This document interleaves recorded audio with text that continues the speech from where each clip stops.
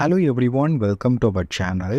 உங்களுடைய ஜிமெயிலில் நீங்கள் வச்சுருக்கக்கூடிய ப்ரொஃபைல் பிக்சரை எப்படி டெலீட் பண்ணுறது அப்படின்றத இன்றைக்கி இந்த வீடியோவில் பார்க்க போகிறோம். ஏன்னா நீங்கள் ஜிமெயிலில் வச்சுருக்கக்கூடிய அந்த ப்ரொஃபைல் பிக்சர் நீங்கள் யாருக்காவது மெயில் சென்ட் பண்ணீங்க அப்படின்னா அவங்களுக்கும் தெரியும். ஒருவேளை நீங்கள் தேவையில்லாத ஏதாவது கொஞ்சம் நல்லா இல்லாத ஃபோட்டோஸை வச்சுருக்கலாம்.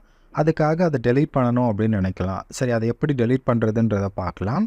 உங்களுடைய ஜிமெயில் ஆப்பை நீங்கள் ஓப்பன் பண்ணிக்கோங்க.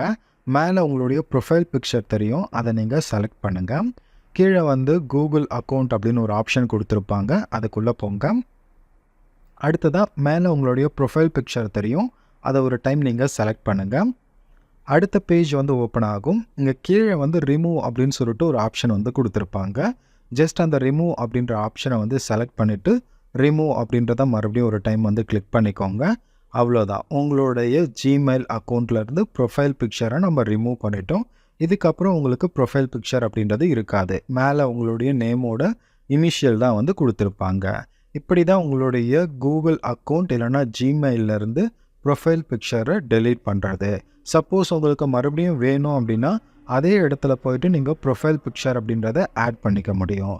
ஸோ ட்ரை பண்ணி பார்த்துட்டு எப்படி ஒர்க் ஆகுது அப்படின்றத கமெண்ட்டில் சொல்லுங்கள்.